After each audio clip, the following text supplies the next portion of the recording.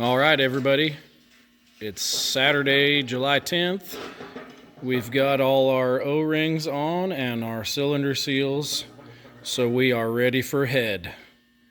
We'll be back with more. Guys, jumping back in here, still Saturday, July 10th. I've got the cylinder head on.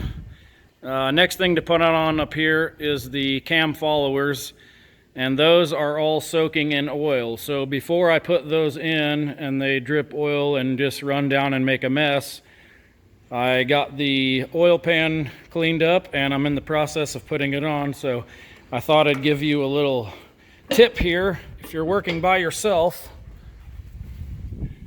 I got a couple of ratchet straps here. If you're working on an oil pan or a belly pan or just something heavy, see this here? Put those straps under there and you can lift that thing right up within a couple of inches and then slip in a bolt.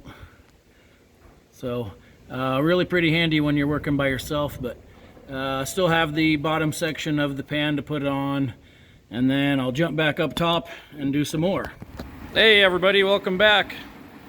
As you can see, I've made some progress here. It's a few days after the last video, but I just wanted to demonstrate here how the valves and injectors are adjusted on a two-stroke Detroit diesel. So as you know, on a two-stroke, there's two valves on this particular model. Some have four valves. The valves open every stroke. The injector fires at the top of every stroke. So in order to adjust the injector timing, you're supposed to have a special tool. It fits down in here. There's a little hole down in there. I don't know if you can see that. There's a special tool that fits down in there, and it measures the difference from down there to the top of this injector right here.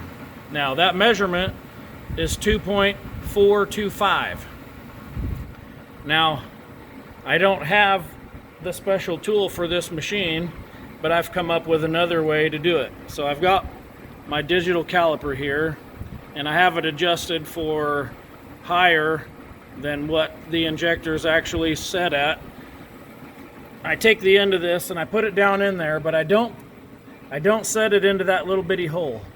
It has to be on the flush face, because the little hole is just to line up the tool. So then I push this down so it contacts, and I come up and I've got a reading of 2.42, so I'm pretty close. Now, just because there's variation in every time you can do this, I'll do it again.